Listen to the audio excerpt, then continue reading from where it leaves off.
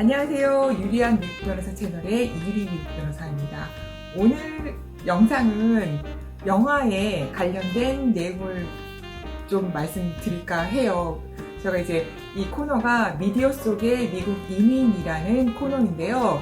제가 사실은 이 영화를 저랑 같이 일하시는 우리 대리님한테 얘기를 들었어요. 그분이 이제 산드라 블락을 되게 좋아하는데 예전에 이분이 그 라이언 레이놀즈랑 같이 찍었던 영화 중에 더 프로포절이라는 영화가 있다는 거예요. 근데 그 영화를 한번 이제 추천받아서 제가 봤는데 이게 이제 관련된 내용이 미국 이민 이제 비자 받는 그런 내용이에요. 그러니까 가짜로 그 영주권을 위해서 결혼하려고 일어나면서 일어나는 로맨틱 코미디 얘기인데 이게 저는 사실상 그 이민 비자의 내용을 아는 사람이라서 이 영화를 보면서 되게 저는 진짜 굉장히 몰입해서 봤어요. 그래서 그 산드라 블락이 맡은 역이 마가렛이라는 역이었는데 그 여주인공 마음 그게 정말로 잘 이해가 되는 부분들이 많았거든요. 근데 이거는 이 이제 이민 업무를 해보거나 내지는 이분이 이제 받았던 게 이제 약혼 비자라던가 이제 결혼 비자 같은 내용,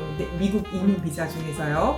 그러니까 그 과정을 겪어보신 분들은 저랑 똑같은 그런 그 마음으로 흥미진진하게 이 영화를 보셨을 거라고 생각이 들어요. 그래서 이제 미국 이민 변호사의 입장에서 이제 이 영화에 대해서 이제 리뷰를 제가 지금 해드리려고 합니다. 근데 영화 정말 재밌어요. 로맨틱 코미디 영화고 해서 안 보신 분이 있다면 한 번쯤은 보셔도 너무 좋을 것 같습니다. 오늘 이제 이 더 프로포절에서 나오는 한국어 제목은 프로포즈예요. 요거 그냥 앞으로 프로포즈라고 얘기를 할게요. 이제 이 영화 이제 그 주제는 아까 제가 말씀드렸듯이 미국에 이제 비자 신분이 있어야 돼서 가짜로 결혼을 하고 이제 영주권을 받으려는 그런 상황에서 일어나는 에피소드를 다룬 영화인데요. 그러니까 이 부분을 이제 이해하기 위해서는 그 보시는 분들이 이해하셔야 되는 부분이 뭐냐면 미국의 비자 시스템이에요. 미국 비자 시스템은 아주 철저하게 비이민 비자랑 이민 비자를 나눠요. 비이민 비자는 그 이민 비자 목적으로밖에 못 있어요. 체류 기간이 정해져 있고 그 이민 그 비자를 받은 목적으로밖에 못 있어서 예를 들어서 학생 비자 한번 들어볼까요? F 비자인데 그거는 공부만 할 수 있지 취업은 못하고 나오는 그런 비이민 비자예요. 반면에 이제 영주권을 받는 이민 비자는 자유롭게 거주할 수가 있고 취업도 아주 자유롭게 할 수 있기 때문에 많은 분들이 이제 영주권을 이제 받아서 가시려고 하는 거죠. 기본적으로 이제 영주권을 받는 이민 비자는 세 가지 방법으로밖에 못 받아요. 첫 번째가 영주권자 신분 이상과 결혼, 그리고 형제 가족 초청, 그리고 미국의 고용 창출과 관련된 5가지 하부 구조로 이루어진 이제 영주권을 받는 그런 과정인데 오늘 이 영화는 영주권자 신분 이상과 관련된 비자라고 보시면 되세요. 이 영화 이제 초반에 어떤 내용이 나면 마가렛이 비자가 이제 그 denied 돼서 deportation 해야 된다는 얘기가 나와요. 이게 뭐냐면 비자 신청을 했는데 그 비자가 거절이 난 거예요. 그래서 아마 그냥 영화를 그냥 보시는 분들은 아무 생각 없이 넘어갈 수 있는데 저처럼 이런 이민 수속을 하는 사람은 생각을 하는 거죠. 그럼 마가렛은 맨 처음에 미국에 어떤 비자로 있었을까? 그래서 그 영주권 신청을 했던 비자를 했는데 거절이 나서 디폴테이션이 그 디나이얼은 거절이고 디폴테이션은 추방이거든요. 그래서 추방당해서 나갔을까 그런 내용이 이제 궁금해 한단 말이죠. 죄송해요, 직업병이에요. 그래서 제가 이제 생각을 해봤을 때 아마 이 마가렛은 그 캐나디언이에요. 캐나다 사람인데 캐나다랑 미국은 나프타 협정이라는 걸 맺어 있어서 6개월 동안은 미국인이든 캐나다 사람이든 각각의 나라에서 비자 없이 머무를 수 있어요. 근데 우리 마가렛 여자 주인공, 산드라 블락이 받은 여자 주인공은 일을 하고 있었거든요. 그래서 제 생각에는 이 사람은 취업 비자로 미국에서 일을 하고 있었을 거예요. 취업 비자 얘는 비이민 비자예요. 그래서 이 취업 비자만 있다가 이제 미국으로 들어와야 되는데 이 이제 마가렛이 캐나다 사람이라 그래서 미국의 기본적인 취업 비자랑 캐나다인만을 위한 취업 비자 2개가 나뉘어요. 캐나다인만을 위한 비자는 TN 비자라는 게 있고 전 세계 모든 사람들을 이제 위한 취업 비자는 H1B 비자가 있거든요. 그래서 요 두 개 중에 신분 중에 아마 있지 않았을까 싶어요. 근데 이 비자는 비이민 비자이기 때문에 미국에 영구히 뭐 거주를 한다던가 취업이 자유롭지가 못해요. 예를 들어 이제 캐나다 사람들이 이제 미국에 와서 일을 하는 그 TN 비자라는 같은 경우는 63가지 이제 종류로 정해진 그 업종에서밖에 일을 못해요. 근데 이 여자는 그 회사에서 편집자로 일을 하고 있거든요. 물론 TN 비자에 들어가는 그 목록이긴 해요. 그래서 제 생각에는 아마 캐나다 사람이기 때문에 TN 비자로 일단 미국에 들어와 있었을 거예요. 근데 일을 하다 보니까 자기가 신분에 이런 비자는 이게 기간이 딱 정해져 있어서 그 비이민 비자는 그 기간밖에 미국에 못 있어요. 그래서 자기가 이제 일을 자유롭게 하고 싶으니까 아마 영주권 관련해서 비자를 받으려고 했었을 것 같아요. 근데 제가 말씀드렸듯이 미국 이제 영주권을 받는 거는 딱 3가지밖에 없어요. 이민법에 그렇게 정해놨어요. 그래서 영주권자 신분 이상과 결혼, 병재 가족 초청, 그리고 마지막으로 미국 고용 창출과 관련된 비자 5가지 종류가 있는데 그 미국 고용 창출과 관련된 내용으로 그 영주권을 받는 거를 저희가 Employment Based라고 해서 EB 비자라고 해요. 그래서 EB1, EB2, EB3, EB4, EB5로 나뉘게 되는데 EB1과 EB2는 내 능력을 밝혀서 영주권을 받는 그런 비자예요.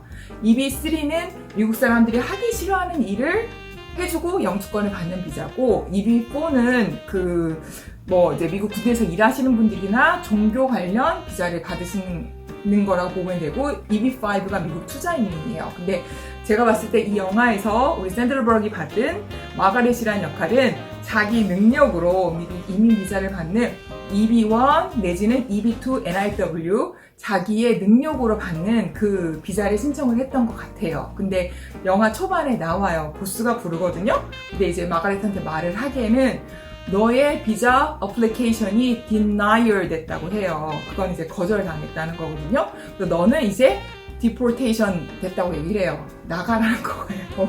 그래서 이 여자가 그때 딱 생각을 그때 이제 우연찮게 이제 생각을 하는 게, 좋아, 그럼 나는 이제 결혼으로 영주권 비자를 받아야겠어 라고 했던 것 같아요. 그래서 마치 이제 우리 라이언 레이너스, 이 사람이 이제 남자 주인공이죠. 영화 극 중에서 이름은 앤드류인데 앤드류와 약혼을 했다고 뻥을 쳐요. 근데 미국에도 이제 그 약혼 비자 그리고 배우자 비자 요 종류를 이제 영주권을 받을 수 있어요. 아까 제가 말씀드렸잖아요. 영주권자 신분 이상과 이제 그 결혼을 하게 되면 저희가 이제 배우자 초청 같은 걸 할 수가 있어요. 그러니까 시민권자만 할 수 있는 카테고리가 있고 영주권자가 할 수 있는 카테고리가 있는데 이런 식으로 배우자 초청을 할 수가 있거든요. 그 비자를 통해서 영주권을 받으려고 했던 것 같아요. 그래서 맨 처음에 그 마가렛이 말하는 게 약혼 비자예요. 약혼 비자는 보통 K1 비자라고 하는데 이거는 비이민 비자예요.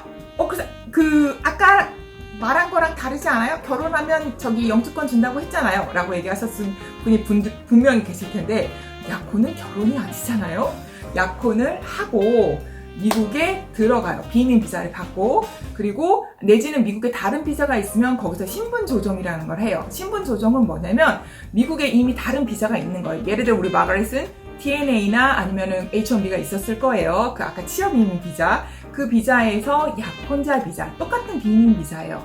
비자에서 다른 비자, 비이민 비자에서 다른 비이민 비자, 내지는 비이민 비자에서 이민 비자로 갔을 때 우리가 저희 이제 전문 용어로는 신분 조정이라고 해요. 그래서 이 분은, 마가렛은 그 취업 비자에서 약혼자, 똑같은 비이민 비자로 신분 조정을 하려고 했을 거예요. 근데 이 약혼자 비자를 저희가 K1 비자라고 하는데, 이 비자가 승인되고 나서는 90일 안에 반드시 결혼을 해야 돼요. 그렇지 않으면 나가야 돼요. 또 디폴테이션 되거든요.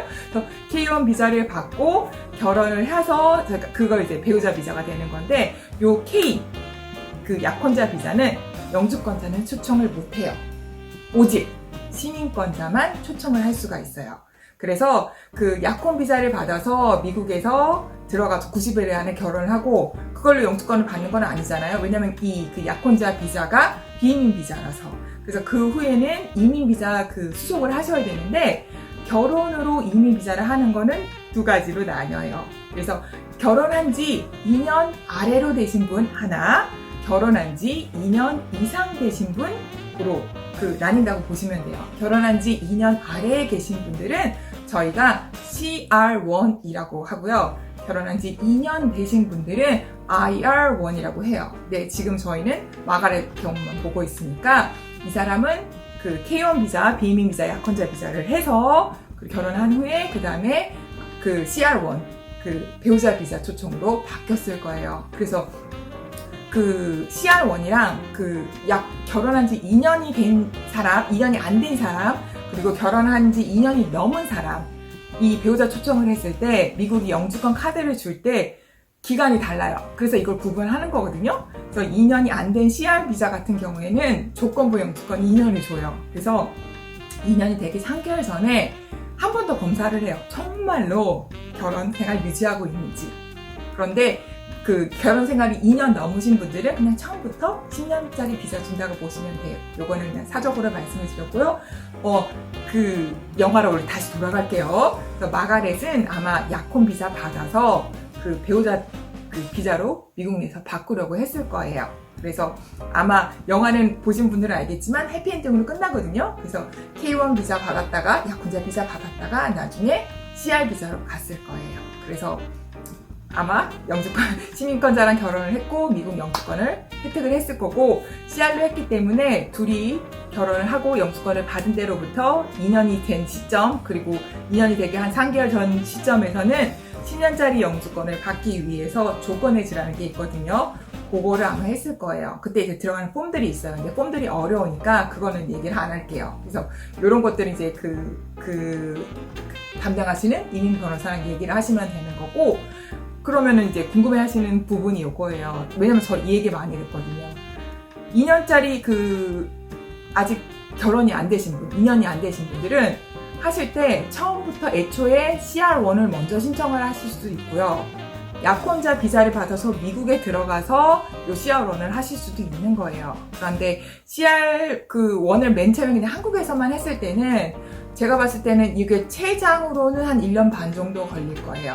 1년 안에 끝나시는 분도 있고 빠르게 끝나시는 분도 있어요. 개별차가 있거든요. 근데 요 약혼자 비자 받아서 비이민 비자 받아서 미국 가서 CR로 가게 되면 단계가 2단계가 생기니까 결국 더 시간이 걸리겠죠. 요거는 제가 봤을 때는 1년 반에서 한 2년 정도 걸리는 것 같아요. 그래서 우리는 헤어지기 싫어요. 반드시 같이 있어야 돼요. 그럴 때는 요 약혼자 비자를 써서 미국에 들어가서 이제 결혼 비자 쓰시면 되는데 비용이 2배 드는 거예요.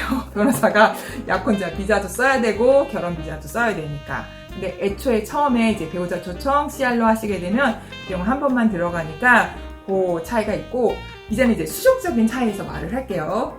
요 둘 다 이제 결혼 비자는 재정 보증이라는 게 들어가요. 약혼자 비자와 그리고 이제 그냥 배우자 초청 비자 들어가는 재정 보증 폼 양식이 틀려요. 어느 게 더 까다로울까요? 생각해 보셨을까요? 약혼자 비자보다는 미국 내에서, 죄송합니다. 약혼자 비자보다는 CR로 처음부터 배우자 초청으로 가는 게 재정 보증의 요건이라던가 기준이 굉장히 높아요. 아까 말씀드렸던 The Proposal, 프로포즈 영화에서도 보면은 이민조사관이 너희 정말 결혼했어? 나는 그렇게 생각하지 않는데 증거 내놔? 이런 식으로 계속 찾아오고 물어보고 하는 질문들이 계속 장면들이 나오거든요. 그래서 실제로 협박도 해요. 너가 결혼을, 앤드류한테 이민조사관이 하는 말이, 너가 결혼을 안 한 것 같아. 하지만 사기로 영주권 주기 위해서 이러는 것 같아. 너는 그럴 때는 25만 불의 벌금과 연방 법원에서 5년 동안 수감되는, 감옥에 수감되는 일을 당할 거야 라고 얘기하는 장면이 나오거든요. 사실이에요. 그래서 이게 사실상 이민법상 여러 가지 이제 그런 사기라던가 해당되는 거예요. 그래서 정말로 결혼하실 분들이 아니면 이런 것들을 정말 집요하게 그리고 철저하게 찾아보기 때문에 자료들을 잘 준비를 하셔야 되는 건데, 그 중에 하나가 이제 재정 보증인 거예요. 이 사람이 이제 미국에 갔을 때 우리가 가족으로서 잘 서포트할 수 있다, 이런 내용들이 들어가는데, 배우자 초청 비자가 약혼자 비자보다는 기준이 높다고 말씀드리는 거예요. 근데 예외가 있어요. 미국 내에서 신분 조정으로 아까 예를 들면 우리 마가렛 같은 경우 있잖아요. 마가렛은 미국에 이미 다른 비자가 있어요. 취업 비자가 있어요. 그리고 K1 비자로 받는 거예요. K1 비자 받은 상태에서 이제 결혼 비자, 배우자 초청 비자로 가는 건데, 보통은 아까 제가 약혼자 비자랑 그리고 배우자 초청 비자 재정 보증을 할 때 배우자 초청 비자 재정 보증 정도가 더 높다고 말씀드렸잖아요. 근데 얘는 지금 신분 조정을 하는 거라서 애초에 미국 내에서 신분 조정을 할 때는 요 약혼자 비자 재정 보증을 세게 봐요. 그 차이가 있어요. 미국 내에서 하실 거면은 상관은 없는데 결국 똑같아요. 왜냐면은 약혼자 비자를 받아서 미국에 들어가서 배우자 초청을 또 해야 된다고 말씀드렸잖아요.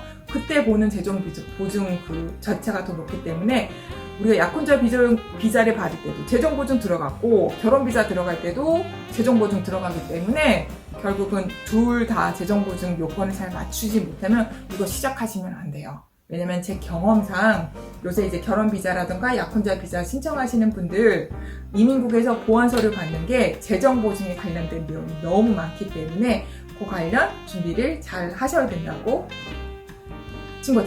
말씀드립니다. 오늘은 이 프로포즈 영화를 보고 난 그리고 제가 현직에서 일을 하면서 느낀 점에 대해서 말씀을 드렸습니다.